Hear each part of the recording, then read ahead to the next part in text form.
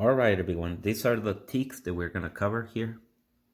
This is 8.9 letter A, where you're supposed to describe the historical events or development of the evidence that support the plate tectonics theory. And for the historical part, which is this one right here, we're gonna be looking at Alfred Wagner and his continental drift theory before it develops into a plate tectonics theory, right? So this is stuff that you guys pretty much have already. All right. To everyone in the 8th grade science, this is Jim Martinez, and we're going to be covering evidence of continental drift. This is in your composition books.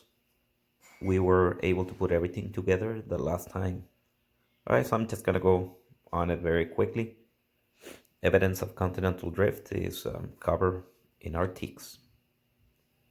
Here, what is continental drift and who's the author? Well, continental drift is a theory.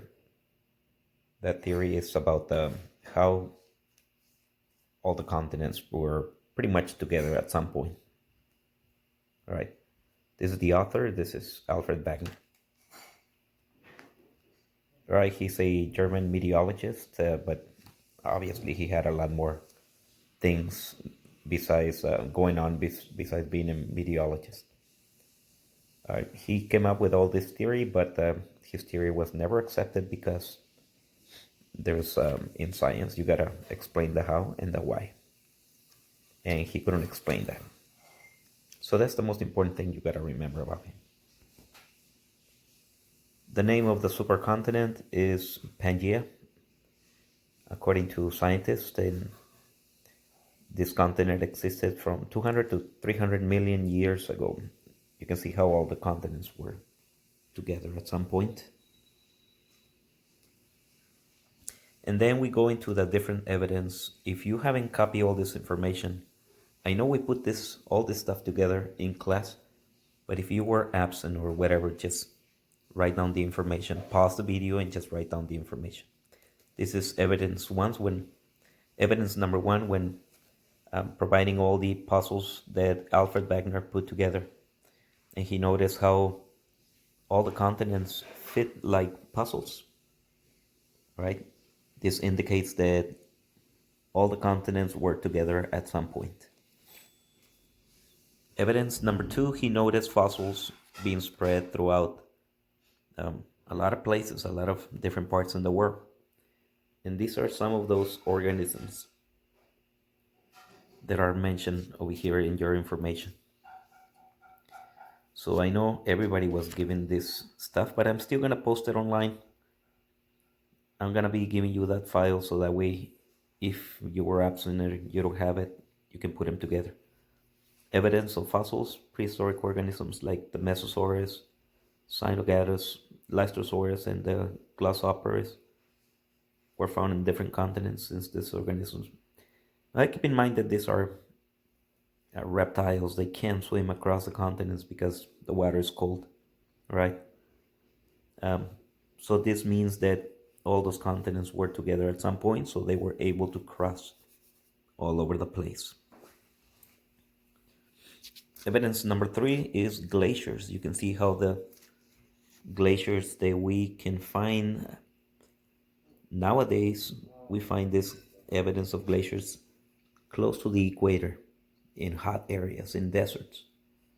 See, when Pangaea existed close to the equator, all this area was, well, areas that were at the polar regions back then. Now we can find them close to the equator, close to the deserts where there's a lot of heat, right?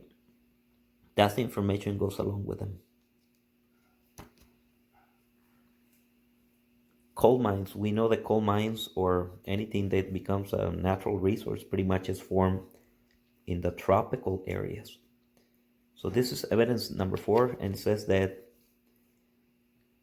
oil, natural gas, and other type of resources of this kind are not only found close to the equator, but they're found at the polar regions nowadays, like Russia and the United States and Alaska, areas where we know that there is not much of a plant density, right?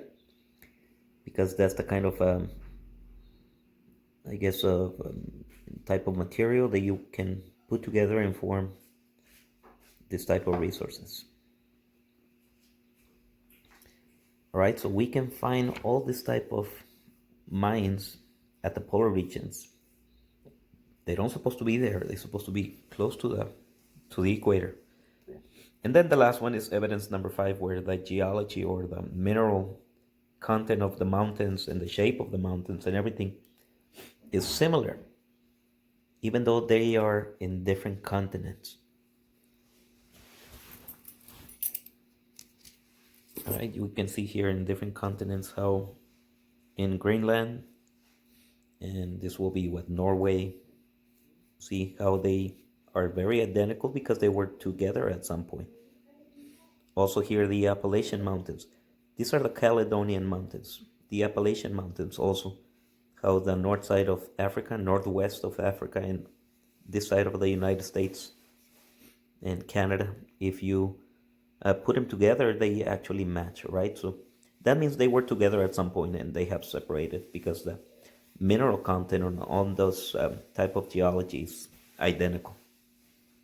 All right, so those are all the different type of evidence that you were supposed to have together in these 2 pages. All right, this is Jim Martinez.